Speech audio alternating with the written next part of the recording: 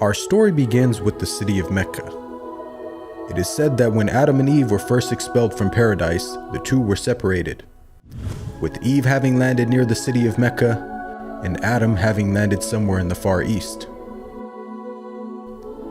After many years of searching for one another, Adam finally managed to make his way down through the Arabian Peninsula to Mecca, and it was at the top of Mount Arafat, just outside the city of Mecca, where the two were finally reunited. Mecca is also significant because it is considered the first place on earth that God Almighty was worshipped alone. And so, it was at that very spot that Abraham and his son Ishmael built the first house of worship for God.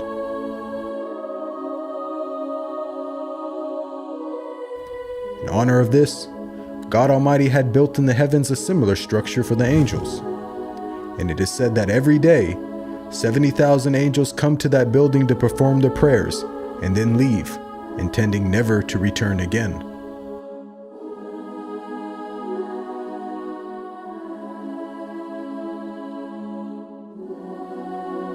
When Abraham and Ishmael had finished building the sacred house, there was still one brick that had to be put in its place.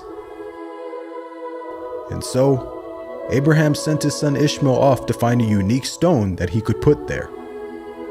But God Almighty destined that the final stone that was to be laid would not be from the material of this world, but instead a stone directly from the heart of paradise.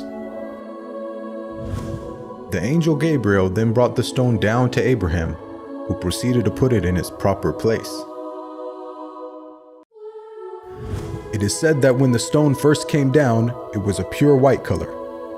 But due to the impurities of this world and the sinfulness of man, the stone slowly began to fade and eventually turned black. As time passed, the city began to develop, with the people of Mecca remaining upon pure monotheism, worshiping one God alone.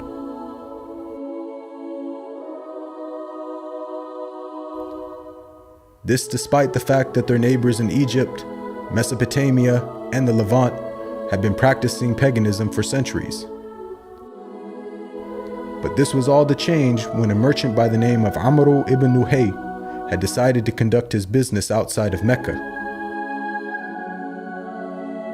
Amr then proceeded to journey northwards until he reached the lands of Levant.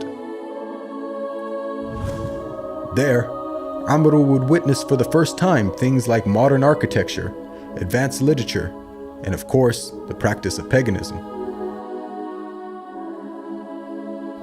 Amr was so impressed by all that he had seen that before leaving, he asked if he could take one of the idols back home with him. The people agreed, and so Amr took the idol and placed it along with the other goods and merchandise in his caravan.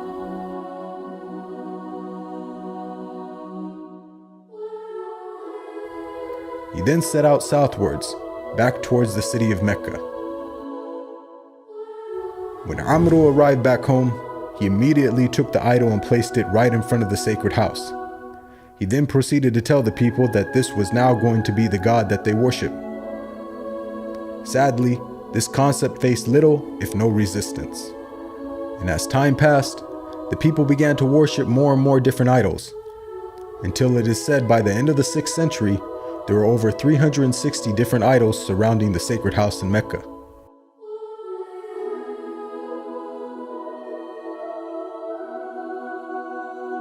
As the years passed and paganism became more prominent throughout the world, the people who still practiced monotheism knew that the coming of a new prophet was close at hand. And so, either through deductive reasoning or through interpretation of their holy text, many had concluded that the Arabian Peninsula was the most probable place God would send his new prophet. For at the time, the Roman Empire and the Persian Empire had extremely repressive governments and were hostile towards any type of rebellion, be it ideologically or politically. While the Arabian Peninsula, on the other hand, though also deeply mired in paganism, was a land ruled by tribal law and never had a real central government. As time went by, It appears that more and more people began to move down to the Arabian Peninsula to await the coming of the next prophet. And so, in the very land in which man first worshipped his Creator, and where Abraham built the first house of worship for God alone, it was there where God had destined his last and final messenger would emerge.